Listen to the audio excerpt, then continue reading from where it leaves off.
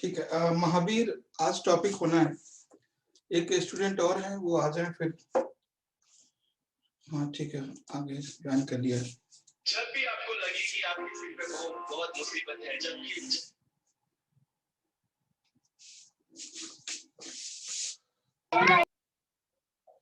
ठीक है। महावीर हम लोग पढ़ेंगे कि महावीर के बारे में, और जैनिज्म से रिलेटेड जो भी कॉन्सेप्ट इनसे हो सकते हैं उनकी बात करेंगे। देखिए,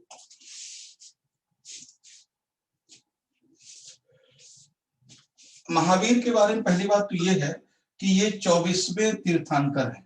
ठीक है, 24वें तीर्थंकर हैं, 24वें जैन तीर्थंकर हैं। ठीक है, 24वें जैन तीर्थंकर है, यानी जैन धर्म के ये 24वें तीर्थंकर हैं। और इनका जन्म 540 बीसी में, ठीक है, वैशाली के कुंड ग्राम में हुआ था। वैशाली के कुंड ग्राम में, तो एक जगह है कुंड ग्राम, वहां पर हुआ था। तो सबसे पहले बेसिक हमने ये समझा है कि बेसिक हमने बात की है कि 24वें तीर्थंकर है ये, और इनका जन्म 540 ईस्वी में हुआ है और वैशाली में हुआ है, वैशाली के कुंड ग्राम में। वैशाली कभी उस समय पूछा जा सकता है वैशाली का समकालीन नाम क्या था, उस समय वैशाली को किस नाम से जाना जाता था। तो वैशाली को बसाड़ नाम से जाना जाता था। ठीक है, बसाड़, इस तरह से नाम है बसाड़। तो कई बार ये पूछा गया है, ठीक है, वैशाली का दूसरा नाम क्या है। तो वैशाली का दूसरा नाम बसाड़ है। ठीक, तो ये चीज समझ लेना कि महावीर का जन्म, या महावीर 24वें जैन तीर्थंकर है और इनका जन्म 540 ईस्वी पूर्व वैशाली के कुंड ग्राम में हुआ है ना। और पर्सनल इनकी अगर जानकारी देखें तो इनके पिताजी का नाम सिद्धार्थ है। ठीक है, अगर हम सीधे सीधे बेसिक से बात करें तो यहां से अगर लेके चले इनको, तो ये 24वें तीर्थंकर हैं।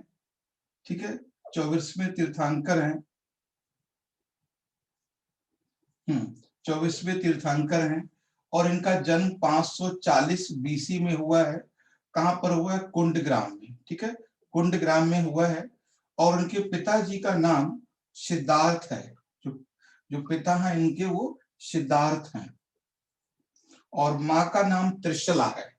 ठीक है, माँ का नाम जो है त्रिशला है। जो त्रिशला, ये ध्यान रखना है, त्रिशला है। ये उनकी माता है। माता से लास्ट क्वेश्चन पूछा था। त्रिशला ये चेटक की बहन है। लिच्छवी के राजा जो हैं, ये लिच्छवी कहाँ की हैं? ये लिच्छवी की हैं। ठीक है, ये लिच्छवी के राजा चेटक की सिस्टर हैं ये। ठीक है, ये बहन है लिच्छवी के राजा की। तो सिंपल सा क्वेश्चन शायद यहीं से बना था कि ये कौन है। तो लिच्छवी के राजा की चेटक की बहन है, शायद बेटी या कुछ बताया था उनको किसी और की। तो पिता का नाम सिद्धार्थ है, माता का नाम त्रिशला है, जो लिच्छवी की है। ठीक है, लिच्छवी गणराज्य था, वहां की है। और इनकी पत्नी का नाम यशोदा है। जो पत्नी है वो यशोदा है, यशोदा। ठीक है, इनकी पत्नी का नाम यशोदा है। और इनके बचपन का नाम वर्धमान है। वर्धमान, बचपन में वर्धमान कहते थे, वर्धमान नाम था इनका बचपन का। तो और जो नाम है वो ज्यादा इंपॉर्टेंट है उनमें, इन सभी नाम से एक ज्यादा नाम इंपॉर्टेंट है, वो है जामाली। ठीक है, जामाली, जामाली सबसे इन सभी नामों में ज्यादा इंपॉर्टेंट है जामाली। इस जामाली के इंपॉर्टेंट होने का रीजन ये है कि ये इनका पहला शिष्य भी है और इनका दामाद भी है। ठीक है, तो कई बार पूछा जाता है स्टेट वगैरह में कि जामाली कौन है? तो जामाली महावीर के दामाद भी हैं और पहले शिष्य भी हैं, और जैन धर्म को, जैन संप्रदाय को छोड़ने वाले पहले व्यक्ति जामाली ही हैं। ठीक है, जामाली ने सबसे पहले जैन धर्म छोड़ा था। तो अभी हमने सिर्फ इतना समझा है, ये 24वें तीर्थंकर हैं, यानी अंतिम तीर्थंकर है। ठीक है, और 540 बीसी में इनका जन्म हुआ है कुंडग्राम में। कुंडग्राम कहाँ है? वैशाली में। और पिता सिद्धार्थ है, माता त्रिशला है, पत्नी लक्ष्मी चेटक की बहन है, और पत्नी यशोदा है, और वर्धमान बचपन का नाम है। और जामाली इनके, जामिली या जामाली जो भी नाम लिख सकते हैं, तो ये इनके दामाद हैं और पहले शिष्य हैं। महावीर के बारे में एक बात यह है कि महावीर के बाद ही जैन धर्म बहुत ज्यादा प्रचार हुआ है। तो महावीर को इसका, जैन धर्म का वास्तविक संस्थापक ही कहते हैं, यानी ओरिजिनल फाउंडर यही है। और महावीर ने जैन धर्म में क्या जोड़ा आपको पता है कि 4 महाव्रत हैं।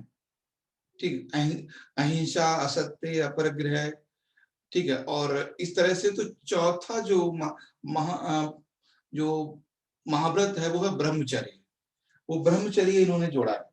ठीक है, तो ये है, ज्यादा कुछ इनके बारे में नहीं है। तो ये था महावीर के बारे में।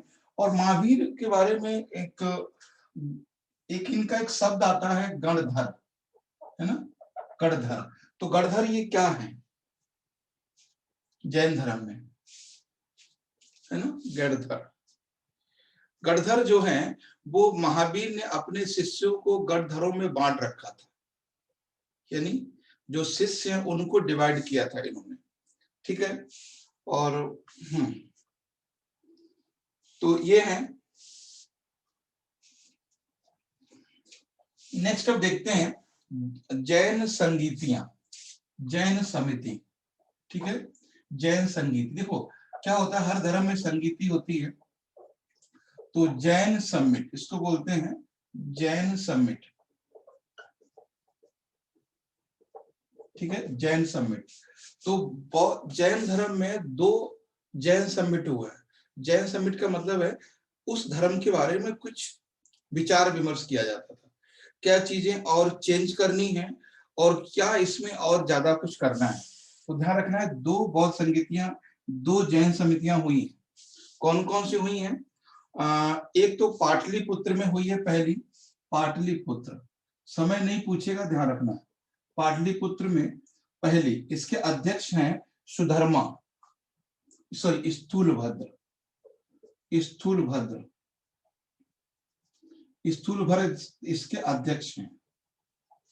ठीक है, अध्यक्ष है। तो पहली संगीति हुई है वो पाटलिपुत्र हुई है। ठीक, पहली संगीति। और दूसरी हुई है बल्लभी, गुजरात में, बल्लभी में हुई है, और जो गुजरात में है। ठीक है, और इसके जो अध्यक्ष हैं वो हैं क्षमा श्रमण, क्षमा श्रमण। ठीक है, ये इसके अध्यक्ष हैं, यानी प्रेसिडेंट। जैसे ना कोई, जैसे कांग्रेस का अध्यक्ष हो, मतलब वो सम्मेलन होता है, तो इसी तरह से। तो जैन पूछेगा गणधर क्या है, तो गणधर महावीर के जो शिष्य हैं उनको डिवाइड किया गया है, और 11 गणधर हैं। ठीक है, 11 गणधर हैं महावीर के शिष्य। उसके बाद संगीति क्या है, तो 2 संगीतियां हुई हैं। ठीक, ये हैं। अब बाकी चीजें और महावीर के बारे में, तो ये था संगीतियों के बारे में। ठीक है, संगीति से क्वेश्चन कभी कभी बन सकता है। बाकी महावीर के बारे में, जैन धर्म के बारे में कुछ शब्दावली है, कुछ वोकैब है, उसको समझ लीजिए। कुछ वोकैब का मतलब होता है जैसे जिन, जिन किसे कहते हैं। ठीक है, दूसरा है जिन, जिन का मतलब क्या होता है। उसके बाद है निग्रत, निग्रत। ठीक है, ये निग्रत क्या है ना, निग्रत या निग्रंथ, निग्रंथ क्या होता है। उसके बाद इसमें आगम क्या है, आगम। आगम पूछ सकता है, आगम। और गणधर आपने देख ही लिया है। और उसके बाद है बाकी तो एक है कल्प सूत्र। कल्प सूत्र तो कुछ शब्दावली हैं जो जैन धर्म के बारे में। तो पहली तो है जिन।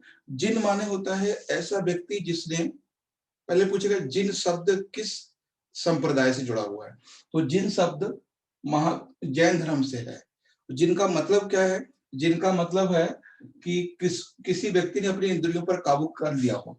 निग्रंथ का मतलब क्या होता है?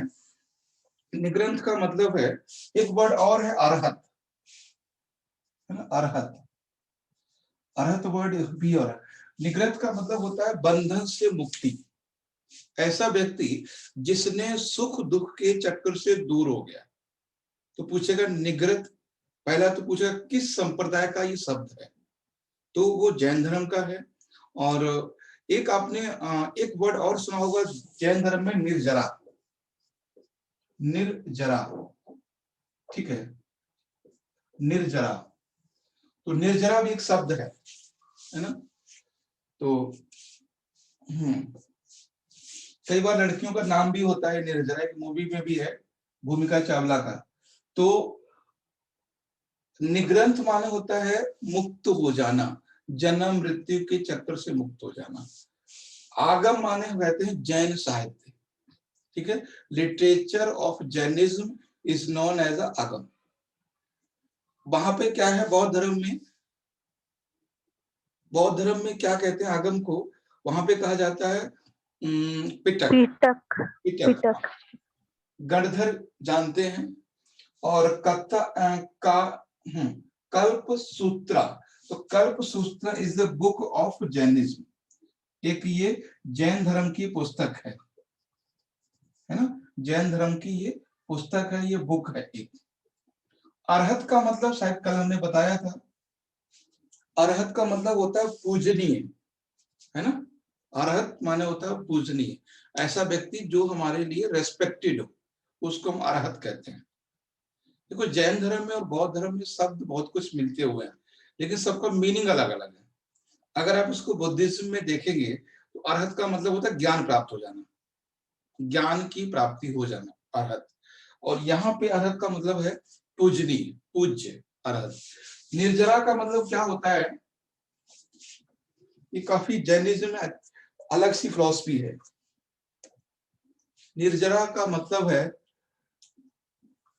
अगर हमने कोई गलत काम किए हैं, किसी व्यक्ति ने कोई गलत काम किए हैं, तो उन गलत कामों का असर अच्छे कामों से धीरे धीरे खत्म होना निर्जरा कहलाता है। निर्जरा का मतलब है बुरे कामों का प्रभाव या बुरे कामों का जो फल है वो धीरे धीरे खत्म होना निर्जरा कहलाता है। निर्जरा, अगर थोड़ा शुद्ध हिंदी में बोले, बहुत सिंपल कहें तो बोलेंगे पश्चाताप। तो निर्जरा, जैसे कहते हैं अब तो हमने दुख काट लिए अपने हिस्से के। लोग बोलते हैं ना कि अब तो जिंदगी में जो दुख थे, जो हमें जो परेशानी थी, जो प्रॉब्लम थी, वो हमने अपने हिस्से के काट लिए। अब जो वक्त आने वाला है वो अच्छा आने वाला है। तो यही होता है। तो निर्जरा का मतलब है कि धीरे धीरे बुरे कर्मों की समाप्ति और अच्छे समय का आना, ये निर्जरा कहलाता है। तो ये था जैन धर्म, और इससे ज्यादा आपको नहीं समझना है। 2 पॉइंट बस याद रखना है कि जैन धर्म भारत में बौद्ध धर्म की अपेक्षा सख्ती से नहीं हुआ। उसका क्या रीजन था? और जैन धर्म भारत बाहर भी नहीं गया। तो उसके 2 ही रीजन हमने कल भी बताए थे। पहला रीजन ये है कि जैन धर्म में जो नॉन वायलेंस है वो बहुत ज्यादा है, एक्सट्रीम है। दूसरा मतलब अहिंसा बहुत बड़े लेवल पर है, आप किसी चीज को हानि नहीं पहुंचाना चाहते, तो वो जैन धर्म है। ठीक, उसके बाद राजाओं का सपोर्ट नहीं था, राजाओं का सपोर्ट नहीं था जैन धर्म में। तो ये था, ठीक है। अब सीधे ये जब भी क्वेश्चन बनेगा तो ये पूछेगा कि जैन धर्म में और बौद्ध धर्म में क्या डिफरेंस है बेसिक, ठीक है। दोनों में क्या डिफरेंस है बेसिक, तो दोनों में बेसिक डिफरेंस है नॉन वायलेंस, बाकी लगभग चीजें सेम है, ठीक है, बाकी चीजें लगभग सेम, लेकिन जो अहिंसा है उस पर जैन धर्म में बहुत ज्यादा जोर दिया गया है, और जबकि बौद्ध धर्म में थोड़ा सा मॉडरेट है वो लोग, है ना। तो ये है, और ये कई बार क्वेश्चन ऐसे बना है। अब हम नेक्स्ट बात करेंगे बुद्धिज्म की।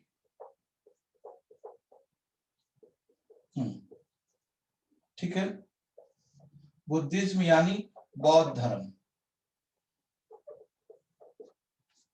बौद्ध धर्म, ठीक है। कई बार आप लोग समझते हो, सब जानते हैं इसको, बस जो भी रिलीजन होते हैं ना उनकी टर्मिनोलॉजी हमें नहीं पता होती है, टर्मिनोलॉजी नहीं पता होती है। जब भी हम जैन धर्म की बात करते हैं और बौद्ध धर्म की बात करते हैं, दो बातें कॉमन हमारे मन में आती हैं, हमारे जहन में आती है।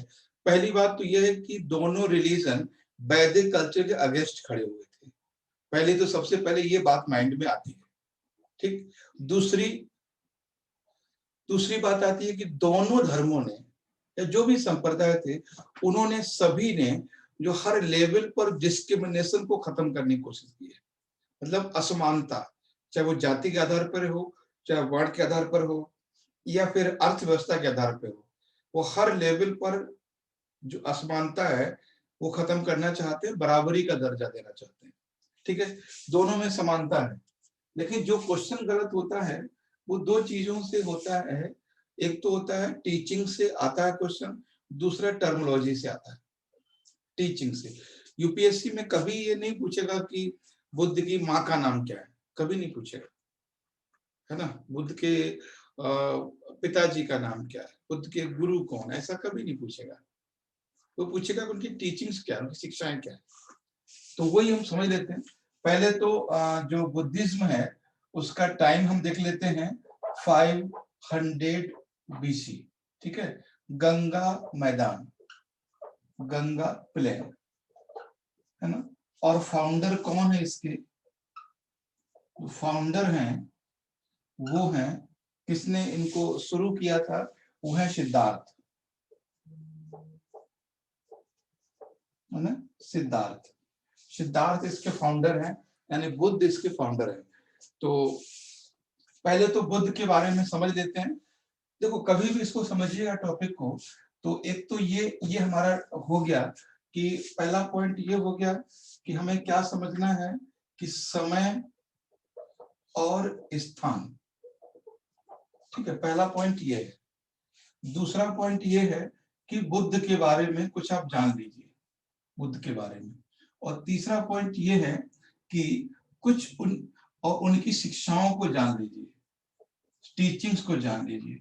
और चौथा पॉइंट ये है कि जो बुद्धिज्म में टर्मिनोलॉजी है, मतलब जो शब्दावली है, उसको जान लीजिए। तो ये 3-4 लेवल पे हम लोग काम करेंगे, करते हैं। वैसे बुक्स का हिसाब से अलग है, ये अलग है। तो पहले हमने जान लिया कि समय क्या है और स्थान क्या है। तो समय है 600 या 500 बीसी, है ना, 500 बीसी। और स्थान है गंगा मैदान, गंगा मैदान। तो ये बात तो क्लियर है।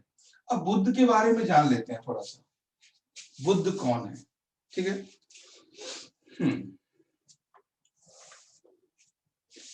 देखिए बुद्ध का बचपन का नाम सिद्धार्थ है, हम सब लोग जानते हैं, ठीक है। इनके पिता का नाम सिद्धोधन है ना, सिद्धोधन है। माता का नाम महामाया है ना। पत्नी का नाम यशोधरा है। पत्नी के 3 नाम है, ठीक है, यशोधरा, बिंबा और गोपा, ठीक है, गोपा। तो 3 नाम है। उसके बाद है इनके बेटे का नाम है राहुल, ठीक है, बेटे का नाम राहुल है। तो ये कुछ बेसिक इंफॉर्मेशन उनके बारे में। और ये कहाँ के राजकुमार हैं, ये जो प्रिंस कहाँ के हैं, प्रिंस हैं ये कपिल वस्तु के, कपिल वस्तु के। और कपिल वस्तु में एक गणराज्य है, इसका नाम है शाक्य। ठीक है, शाक्य कोई डायनेस्टी नहीं है, ठीक है, गणराज्य का नाम है। बुद्ध के समय में 10 गणराज्य हुआ करते थे। गणराज्य का मतलब एक तो थे साम्राज्य, दूसरे थे गणराज्य। साम्राज्य क्या थे, जिनका राजा वंशानुगत होता था, मेरा बेटा फिर बेटे का बेटा, इस तरह से। और गणराज्य इसको बोलते हैं रिपब्लिक, वो 10 हुआ करते थे, उनका राजा चुना जाता था, इलेक्ट होता था, ठीक है, उसको हम गणराज्य कहते हैं। तो ये शाक्य गणराज्य से संबंध रखते थे। और उन शाक्य गणराज्य के मुखिया थे शुद्धोधन, उन्हीं के बेटा थे ये। ठीक, बहुत ज्यादा इनके बारे में बढ़ा चढ़ा के कहा जाता है, और ऐसा ऐसा नहीं है, ठीक है। जो गणराज्य बहुत छोटा सा है, और बुद्ध की वजह से इसका नाम आया है, और कोई वजह नहीं थी। ऐसा नहीं था बहुत बड़ा साम्राज्य था इनका, ऐसा कुछ नहीं था, बहुत छोटा सा एरिया था, इंडिया और नेपाल के बॉर्डर पे। कपिल वस्तु तो आज भी नेपाल में है, ठीक है। और इनका जन्म हुआ था, तो बेसिक जान लेते हैं, इनका जन्म हुआ था 563 बीसी, 563 बीसी में इनका जन्म हुआ था। कहाँ हुआ था, ठीक है। इनका जो जन्म होता है वो है जगह, कौन सा वन है वो बता सकते हैं, जन्म इनका किस वन में हुआ है?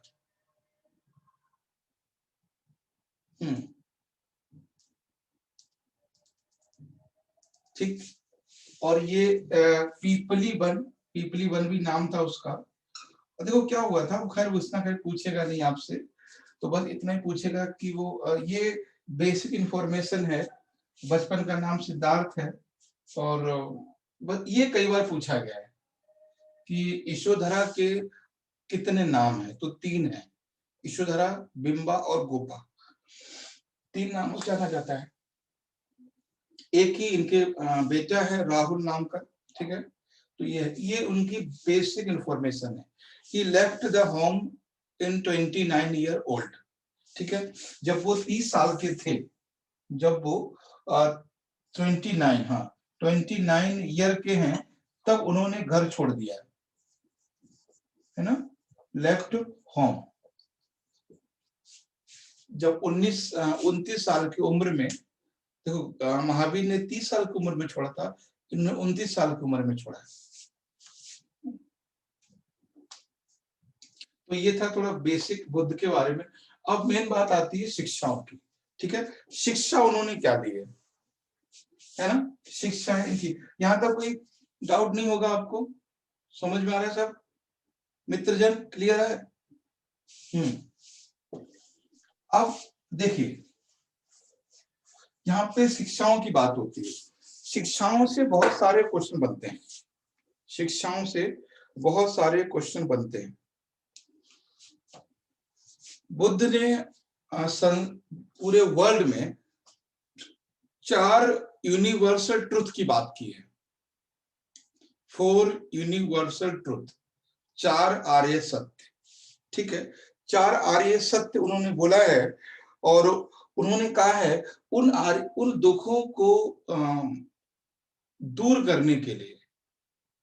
पहली बात उन्होंने बोला कि संसार है वो दुखमय है, तो उन्होंने 4 यूनिवर्सल ट्रुथ बताए हैं दुनिया में, ठीक है, शिक्षाओं में। यानी क्या बोलते हैं इसको,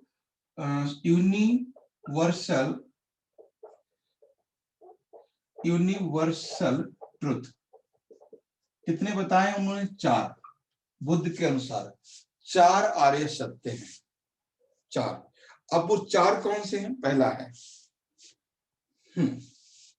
पहला इसमें उन्होंने कहा है कि दुख है, यानी शोरो है, ठीक है, दुख है, पहले बात बोली उन्होंने। दुनिया में बोला कि सौरो है, ठीक है, दुख है। दूसरा उन्होंने बोला है दुख समुदाय, ठीक है, दूसरा वर्ड बोला उन्होंने दुख समुदाय, दूसरा बोला दुख समुदाय, यानी उसका दुख का कोई कारण है, दुख का कोई कारण है, दुख समुदाय। तीसरी बात बोली है उन्होंने दुख निरोध, उसका निवारण भी है, ठीक है, दुख निरोध, सॉरी दुख निरोध, कभी ये क्वेश्चन बन सकता है, ठीक है, उसका सॉल्यूशन भी है ना, सॉल्यूशन भी है उसका, दुख निरोध भी है, दुख निरोध भी है। उसके बाद है दुख निरोध गामिनी प्रतिपत्ति, यानी दुख निरोध गामिनी उसका एक रास्ता भी है, ठीक है, दुख निरोध गामिनी, दुख निरोध गामिनी, दुख निरोध गामिनी, ठीक है। उन्होंने कहा कि जो दुख है उस पर के लिए रास्ता क्लियर है हमारे पास।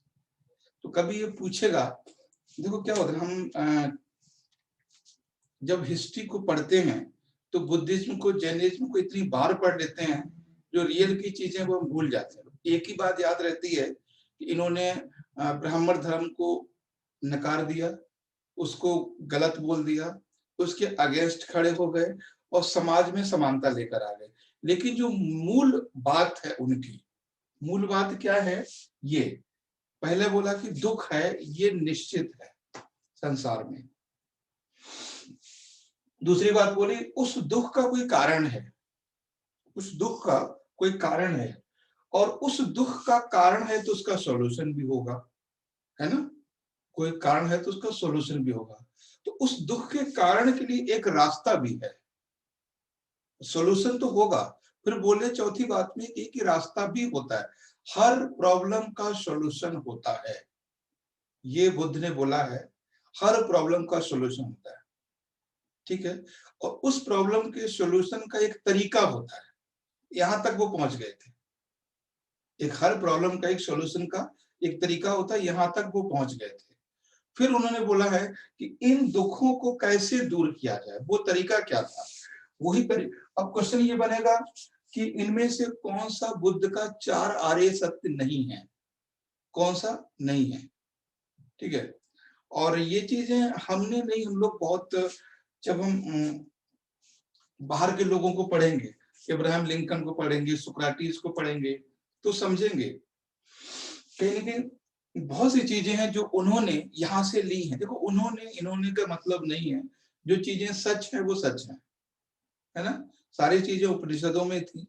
और बस अगर कोई चीजों को रियलाइज करके बोल देता है, कोई चीजें रुक कर महसूस करता है, और महसूस करने के बाद उनको कुछ नाम दे देता है, बस वही महान है ना। ऐसा नहीं था जो बुद्ध पे बीता वो हम सब पे नहीं बीतता है, या हम सब लोग महसूस नहीं करते हैं, करते हैं महसूस, बट उस चीज को हम लोग कोई कोई पिक्चर नहीं देते, कोई रूप नहीं देते, कहीं लिखते नहीं है उसको। लेकिन हमें भी हर पल, हर समय, हर दिन वो चीजें समझ में आती हैं, ठीक है। बस हमें उनमें फर्क ये है, उन्होंने चीजों को बताया लोगों को, देखो ये है, और हम लोग भागम भाग में लगे रहते हैं, ठीक है। अब देखते हैं उन्होंने क्या मार्ग दिया, वो मार्ग है इनका अष्टांगिक मार्ग, ठीक है। ही गिव ए अष्टांगिक मार्ग, अष्टांगिक, है ना, अष्टांगिक मार्ग, ठीक है। उन्होंने अष्टांगिक मार्ग दिया है। तो कभी ये क्वेश्चन बन सकता है अष्टांगिक मार्ग कौन सा है, अष्टांगिक मार्ग क्या है, यानी जो संसार में दुख है उन दुखों को अष्टांगिक मार्ग से दूर किया जा सकता है, अष्टांगिक मार्ग, ठीक है। 8 रास्ते, 8 तरीके हैं, 8 तरीकों को अपना लेगा तो बुद्ध ही बन जाएगा, ठीक है। तो वही अब देखिए कौन कौन सी बातें उन्होंने बोली हैं अष्टांगिक मार्ग में। पहली बात उन्होंने बोली है वो है सम्यक दृष्टि, पहला है सम्यक, सम्यक दृष्टि, ठीक है। सम्यक दृष्टि, सम्यक दृष्टि का मतलब है इंसान को अच्छी चीजें देखनी चाहिए, गलत चीजें नहीं देखनी चाहिए। ठीक, उसके बाद है सम्यक संकल्प, सम्यक संकल्प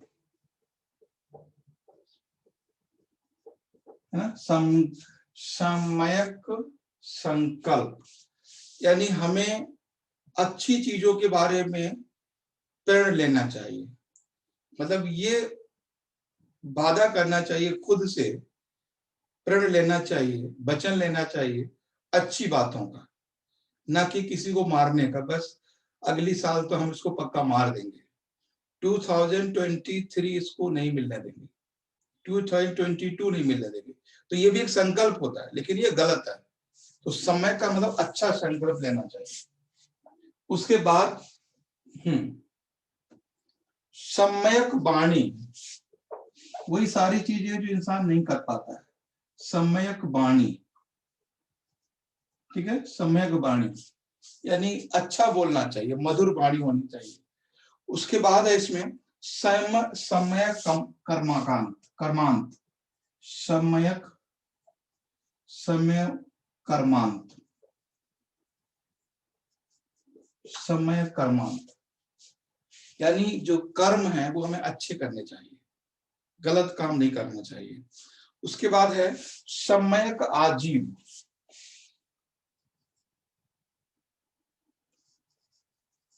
सारी चीजों का तो मतलब मुझे भी नहीं पता है, ठीक है, फिर भी सम्यक आजीव, सम्यक आजीव यानी हर किसी का सम्मान करना चाहिए, हर किसी को जीव समझना चाहिए, प्राणी, हर किसी को दुख होता है। उसके बाद है सम्यक व्यायाम, सम्यक व्यायाम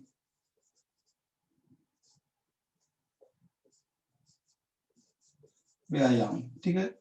सबसे पहले जो योगा की शुरुआत हुई है वो महावीर ने, बुद्ध ने की है। सबसे पहले योगा की शुरुआत, ठीक है, सबसे पहले। एक चीज मैं हिस्ट्री गलत बताता हूँ आपको, हिस्ट्री की चीजें गलत होती हैं और हम लोग अक्सर सुनते हैं, आज के बाद आप भी उसको गलत मानने लगोगे। एक जगह बुद्ध के बारे में कहा गया, आप लोग सब सुनते हैं, पढ़ते हैं, एक जगह कहा गया बुद्ध के बारे में कि जब बुद्ध सिद्धार्थ घर से निकलते हैं तो वो सर मुड़वा लेते हैं अपना, ठीक है, आपने सुना है। और वो आलार कालाम एक गुरु हैं, उनके पास जाते हैं, वहां भी उन्हें संतुष्टि नहीं मिलती है। देखो हिस्ट्री कैसे गुमराह की जाती है, यहाँ पे समझ में आएगा आपको। फिर वहां से जब वो चलते हैं तो रास्ते में उनको 5 ब्राह्मण मिलते हैं, 5 ब्राह्मण, ठीक है, 5 पुरोहित मिलते हैं। और ऐसा हिस्ट्री में लिखा गया है कि 5 पुरोहित ने उनको तपस्या करने की सलाह दी थी, तपस्या करने की, भूखे रह के एक जगह एक पैर पे खड़े रह के तपस्या करने की सलाह दी थी। और जबकि ये वो समय है, आप समझ रहे हो ये कौन सा समय है, ये समय है 600 बीसी का। 600 बीसी में तपस्या या अवतार या विष्णु या ब्रह्मा जैसे कोई शब्द थे ही नहीं। बात तो 600 बीसी को रही ना, कभी ऐसी बात ही नहीं आई। हम उस पीरियड की बात कर रहे हैं जो जस्ट वैदिक काल से निकला है। और वैदिक काल में देवता 2 ही थे, 2 या 3, अग्नि, वरुण, इंद्र, प्रजापति, बस ये 4-5 देवता हैं। विष्णु का कहीं जिक्र नहीं, तपस्या का कहीं जिक्र नहीं है, वो केवल जिक्र करते हैं तो यज्ञ का। और हम लोग बचपन से पढ़ते चले आ रहे हैं कि जो 5 पुरोहित मिले हैं वो बुद्ध को ये बोलते हैं कि तुम तपस्या करो, जबकि तपस्या की कहीं उस समय कोई कॉन्सेप्ट ही नहीं है। तपस्या का कॉन्सेप्ट कब आया है, गुप्त काल के बाद, जब अवतारवाद हुआ है, ठीक है। तो हम लोग क्या, हिस्ट्री इतना कुछ गुमराह कर देती है। और ये तब समझ में आता है जब कहीं आपको अगर एग्जाम में कहीं फंसाएगा तो ये तो हम लोग बचपन से सुनते चले आए ना कि उन्होंने जो 5 पुरोहित मिले थे, उन्होंने कहा था तपस्या करो, वो और जबकि तपस्या जैसा कोई कॉन्सेप्ट नहीं था वहां पे। वो पांचों के पांचों पुरोहित थे, साधु भी नहीं थे। साधु कोई कॉन्सेप्ट नहीं है, ठीक है। वो ब्राह्मण भिक्षु भी नहीं है, उस समय भिक्षु का भी कोई कॉन्सेप्ट नहीं है। सिर्फ है तो इतना कि वो पुरोहित हैं, वो पूजा करवाते हैं, समझ गए। तो वहां पे ऐसा कुछ भी उन्होंने नहीं बोला है, ठीक। तो ये चीज ध्यान रखना। अब आप कभी ये चीज को स्वीकार ही नहीं करेंगे उन्होंने ऐसा बोला होगा, नहीं बोला। उस समय कोई कॉन्सेप्ट ही नहीं था ऐसा, ठीक है। तो ये था, और ये चीज आप तब समझ पाओगे जब हिस्ट्री से, ज्योग्राफी से सारी चीजें मिला के पढ़ोगे कि नहीं यार, ये उस समय अवतारवाद का कॉन्सेप्ट आया गुप्त काल में, अर्धनारीश्वर आया गुप्त काल में। अब ये जो देवता इंद्र है ही नहीं, सॉरी इंद्र है, ब्रह्मा की बात ही नहीं हो रही है, विष्णु की बात ही नहीं हो रही है, शिव जी की बात ही नहीं हुई है वैदिक काल में, है ना। ये सारी बातें हुई हैं गुप्त काल में। और गुप्त काल ये बीसी का समय है, और गुप्त काल 300 एडी का समय है। यानी समझ रहे हो, 400 साल ये और प्लस 300 साल ये, लगभग 700 साल पहले की बात है। 700 साल पहले की बात है, ठीक है। तो ऐसा कुछ नहीं था इस समय। खैर, तो सम्यक व्यायाम, तो सबसे पहले जो व्यायाम शुरू हुआ है वो जैनिज्म या बौद्धिज्म में शुरू हुआ है, ठीक है। किसी को डाउट हो तो पूछ लेना। उसके बाद है सम्यक स्मृति। सम्यक स्मृति मीन्स, सम्यक स्मृति, सम्यक स्मृति यानी जो कह सकते हैं ना कि गुड मेमोरी, हमें अच्छी बातों का याद रखना चाहिए, अच्छी बातों को याद रखना चाहिए। क्योंकि जब आप किसी चीज को काटते हो ना, तो आपके पास प्रूफ होना चाहिए, और आपके पास प्रूफ है कि तपस्या की बात उस समय नहीं हो रही थी, और जो ब्राह्मण थे वो भिक्षु नहीं थे, वो पुरोहित थे केवल, क्योंकि उस समय ऐसा कोई कॉन्सेप्ट ही नहीं है, ठीक है। ये बात समझ लीजिए अच्छे से। नेक्स्ट है इसमें सम्यक स्मृति। उसके बाद है सम्यक समाधि। समाधि का मतलब होता है अच्छे लोगों के साथ बैठना। सम्यक समाधि, समाधि ये नहीं है कि मर जाना। समाधि का मतलब होता है कि आप शांत मन से कहीं सही जगह बैठे, ठीक है। तो सम्यक समाधि तो ये है। क्लियर है यहां तक? बता दीजिए कोई डाउट हो तो कहीं भी। क्लियर है सर। नेक्स्ट हम बात करेंगे शब्दावली पे। जस्ट एक कटेगा, कटने के बाद हम लोग वापस आएंगे तो शब्दावली पे बात करेंगे, ठीक है। जब तक चल रहा है तब तक हम बात कर लेते हैं शब्दावली पे।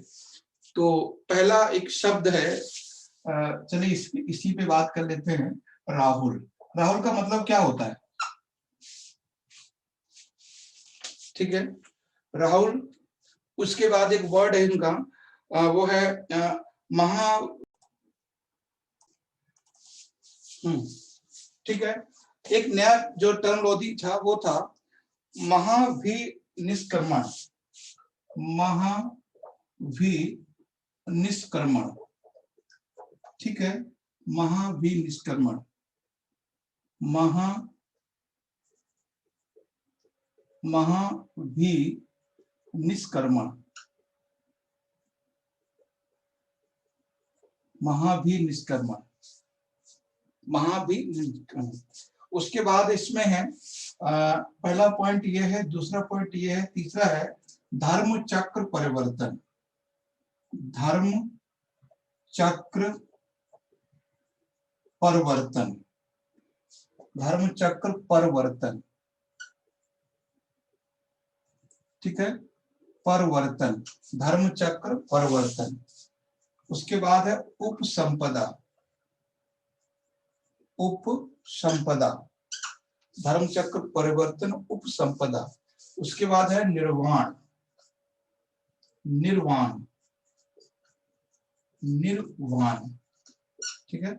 उसके बाद है महापरिनिर्वाण, महापरिनिर्वाण, परिनिर्वाण,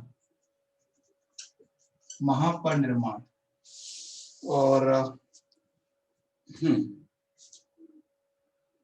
उसके बाद है इस पे उपसंपदा उपासक, उपासक, ठीक है, उपासक।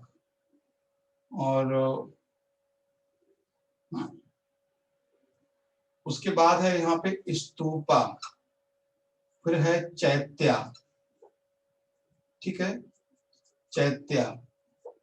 उसके बाद है स्तूप, चैत्या, फिर है विहारा, विहार। और फिर है इसमें मॉन्क, मॉन्क। तो कुछ ये शब्दावली है, इनको एक बार देख लेते हैं, फिर आगे अगर कभी मिले और आएगा तो देखते हैं। और फिर है इसमें, है ना, मॉन्क के बाद तो हीनयान देख ही लेते हैं, हीनयान, सॉरी, हीनयान। उसके बाद है महायान, है ना, महायान। उसके बाद है वज्रयान, वज्रयान, है ना। उसके बाद है थेरवाद। तो ये शब्दावली काफी इंपॉर्टेंट है इसमें। एक बार शुरू से समझ लेते हैं यहां से। मतलब 6, 7, 8, 9, 10, 11, 12, ये सारे देख लेना। आज ना हो तो कल तक हो जाएंगे, समझना सबको है, ठीक है। What is the literal meaning of the Rahul? Rahul की मीनिंग क्या होती है, बता सकते हैं कोई? राहुल का मतलब क्या है? बुद्ध ने क्या इनको बोला था? राहुल माने था बंधन। बुद्ध ने कहा कि ये बंधन है, ठीक है, बंधन मतलब ये एक तरह से हमारी हमें बांध देगा। जब राहुल पैदा हुए तो राहुल को देख के उन्होंने बोला कि ये, मतलब राहुल नाम उन्होंने रख दिया था।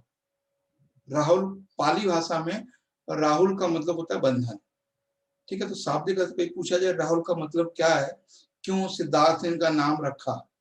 क्योंकि सिद्धार्थ को बेचैनी तो शुरू से रहती थी, है ना। कहीं ना कहीं लगता था कि हमें भाग जाना, मतलब वो भागने की फिराक में हमेशा रहते थे। तो राजा जो थे सिद्धोधन, वो उनको हर समय, मतलब राजा सिद्धोधन ने सीजन के हिसाब से महल बनवाए थे, सीजन के हिसाब से। सर्दी में गर्म, गर्म में सर्दी, बरसात, मतलब जितने ऋतुएं थी उतने टाइप के महल थे उनके लिए। तो इतनी सुख सुविधाओं में रखते थे, किसी भी बूढ़े को आने की इजाजत नहीं थी। सब उनके आसपास यंग लोग थे, है ना। कोई भी सूखा पत्ता नहीं था उनके पास। तो इस तरह से चीजों को डेकोरेट किया गया था उनके पास। लेकिन जो कुछ होना था बहुत बड़ा, वो हो गया और वो निकल गए, ठीक।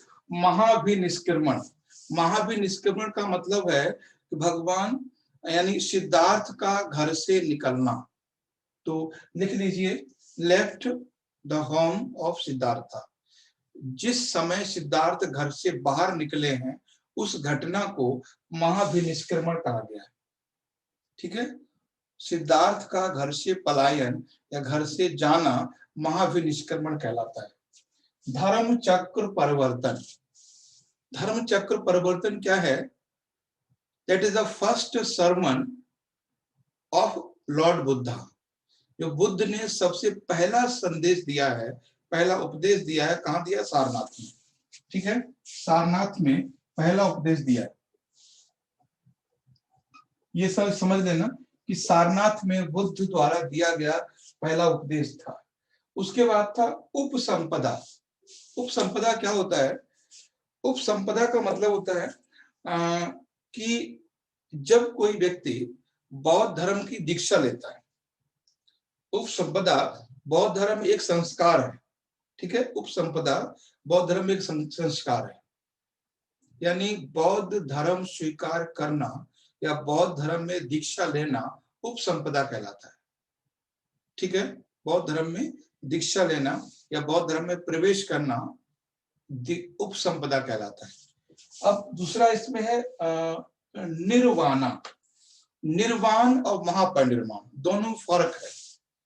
देखिए, महापरिनिर्वाण और निर्वाण, और एक होता है अरहत। अरहत शायद नहीं लिखा, अरहत हम यहीं पे लिख देते हैं, अरहत। हेलो सर जी 3 नंबर फिर से बताएं। समझाइएगा। 3 नंबर फिर से समझाइएगा सर। 3 नंबर ने कहा धर्म चक्र परिवर्तन। परिवर्तन, जब यस सर। बुद्ध ने ज्ञान प्राप्ति के बाद सबसे पहला उपदेश दिया है, कहाँ दिया है? बनारस में। उस पहले उपदेश को धर्म चक्र परिवर्तन कहा गया। ठीक है, तो क्वेश्चन ये बने, धर्म चक्र परिवर्तन कहां पर हुआ है? तो वो हुआ है सारनाथ में, और वहीं पर बुद्ध ने बौद्ध संघ की स्थापना की है। और सबसे पहले उन्हीं 5 ब्राह्मणों को दीक्षा दी है जो उनको छोड़ के चले गए थे। ठीक है, जो 5 ब्राह्मण हैं जो उनको छोड़ के चले गए, सबसे पहले उन्हीं को अपना शिष्य बनाया है। तो वो सारनाथ में ऐसा हुआ था। अब निर्वाण और अरहत, देखो, निर्वाण का मतलब होता है कि दीपक का बुझ जाना। निर्वाण का मतलब है दीपक का बुझ जाना, यानी जब किसी व्यक्ति को मरने के बाद सुख दुख जन्म मृत्यु के चक्कर से मुक्ति मिल जाती है, तब उसको निर्वाण कहते हैं। मतलब एक ऐसी मौत जिसके बाद दोबारा इंसान जन्म ही ना ले, तो यानी दुख सुख के चक्र से मुक्त हो जाना निर्वाण कहलाता है। समझ गए? अरहत क्या है? निर्वाण मरने के बाद प्राप्त होता है। अरहत का मतलब होता है मरने जीने का दुख समाप्त हो जाना। मरने जीने का मन से दुख समाप्त हो जाना निर्वाण कहलाता है, सॉरी अरहत कहलाता है। अरहत में इंसान जीवित रहता है, यानी जिंदा रहते हुए, जीवित रहते हुए दुख यानी मृत्यु के भय का निकल जाना। ठीक है, जो डेथ है उसका फियर मन से निकल जाना, यह अरहत कहलाता है, जीवित रहते हुए। और निर्वाण का मतलब है मरने के बाद। निर्वाण हमेशा मरने के बाद प्राप्त होता है और अरहत जीते जी प्राप्त होता है। ठीक है, अब आता है महापरिनिर्वाण। अगर कोई महान व्यक्ति मरता है, बुद्ध या बोधिसत्व जैसे लोग मरते हैं, तो उसको हम महापरिनिर्वाण कहते हैं। हम और आप अगर मरते हैं तो निर्वाण कहलाता है। और कोई बोधिसत्व, बोधिसत्व का मतलब है बुद्ध के समान ज्ञानवान। ठीक है, तो बुद्ध की जो मृत्यु हुई थी उसको महापरिनिर्वाण कहा गया। महापरिनिर्वाण, हम एक साधारण व्यक्ति को महापरिनिर्वाण नहीं लिख सकते। ठीक है, तो जब कोई महान व्यक्ति मरता है बुद्धिज्म में, तो उसको महापरिनिर्वाण कहा जाता है। और साधारण कोई उपासक मरता है, ठीक है, साधारण बुद्ध को मानने वाला कोई मरता है, तो उसको निर्वाण कहा जाता है। ठीक है, यहां तक क्लियर है पॉइंट? अब उपासक तक हम रखेंगे, बाकी हम लोग कल समझाएंगे। ठीक है, उपासक तक हम यहाँ पे रखेंगे आपको, क्यों? फिर तो कॉन्सेप्ट अलग पहुंच जाएगा। उपासक का मतलब होता है कि देखो, उपासक और मॉन्क 2 तरह के लोग थे। उपासक समझिए और मॉन्क समझिए। उपासक का मतलब होता है कि बौद्ध धर्म को मानने वाला। हम और आप सभी लोग बुद्धिज्म को मानते हैं, समझते हैं, रेस्पेक्ट करते हैं, तो हम लोग उपासक कहलाते हैं। ठीक है, अगर कोई आजीवन ब्रह्मचर्य का पालन करता है, गृह त्याग करता है, तो उसको वो मॉन्क कहलाता है। ठीक है, उपासक का मतलब है एक बौद्ध धर्म को सम्मान करने वाला, बौद्ध धर्म को मानने वाला उपासक कहलाता है। और भिक्षु का मतलब जो अपना घर त्याग देता है, गृह त्याग देता है, वो भिक्षु कहलाता है, मॉन्क कहलाता है।